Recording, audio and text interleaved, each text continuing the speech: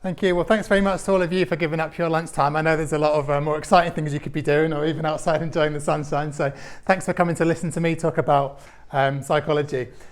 So at Liverpool, I'm a lecturer and a researcher, and my own research is actually about how children learn language, but that's a whole other story. Today, I'm going to talk to you about kind of mainstream psychology, because as well as my sort of day job as a psychology lecturer, I've written 2 kind of popular science books here. And the idea of these books is to take findings from psychology and kind of introduce them to like the general public and to show you how psychology really is relevant to your everyday lives. It's not only something that you learn about, in your A-levels, or that you might learn about at university if you go on to do that. It really can tell you lots of relevant stuff about your daily life. What I need now is we're going to do a taste test challenge here. I want someone who thinks they can tell the difference between Pepsi and Coke to volunteer to come up and prove it in front of everyone. Anyone brave enough? Yeah, please come up. Okay, so I need you to please maybe come around this side so you can't see my laptop screen. Right, face this way so you can't see what's on the screen here, because I'm going to put up a pattern of Pepsis and Cokes. And what I'm going to do is give you the drinks in order. So I bought these from the train station as soon as I got here. I can guarantee they haven't been tampered with or anyway. We've got some Coke-related music.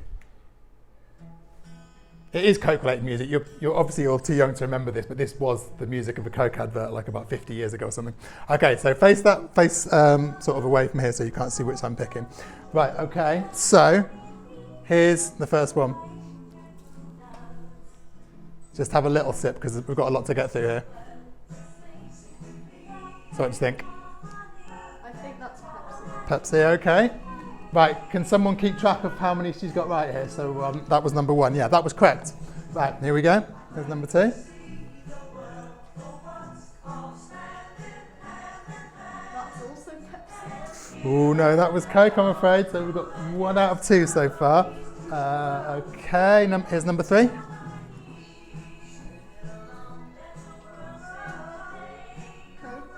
Coke, yeah, that's pretty good. So 2 out of 3.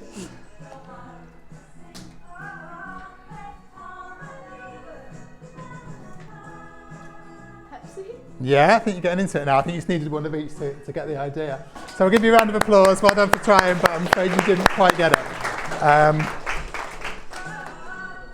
Right, let me just up this music. So the reason I stopped it there is, you'll see when I come into the statistical test. Feel free to take the rest of them if you want to drink some more, or if anyone wants to have a go later.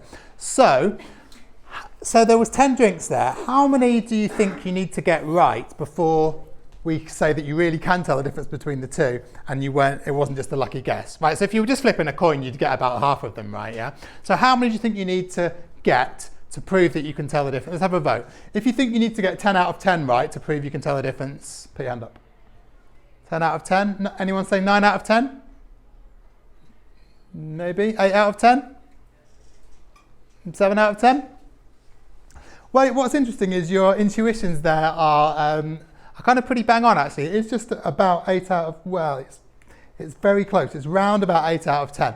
So what this is about is some statistics that you do in psychology. So I know that for A-level you don't actually have to run statistical tests, but you have to sort of understand the logic of them and how they work. So I guess those of you who this is your first year, this is probably only your first week or something, so you won't have got into this too much. But this is what's called a chi-square test. So what we do is we draw up a square of said Pepsi and it was Pepsi. So this is someone who got 8 out of 10. So 4 times they said it was Pepsi and it was Pepsi. 4 times they said it was Coke and it was Coke.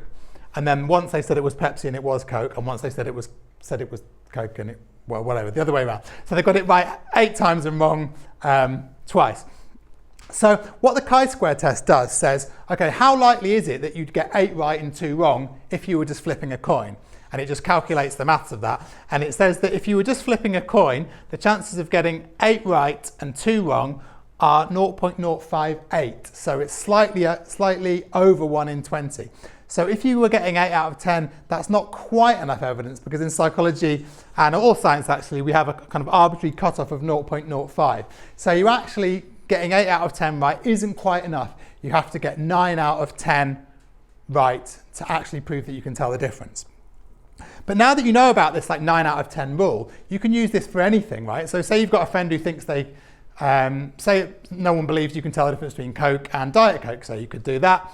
Or my mum, when you're making a cup of tea, always insists that you put the milk in first, but no one believes that she can tell the difference. And actually, if you gave her 10 cups of tea and you varied over the course of whether you put the milk in first or not, you could demonstrate whether she could tell the difference or not. So, think of these different things and you can try it out on your friends whenever they have one of these types of claims that you want to test.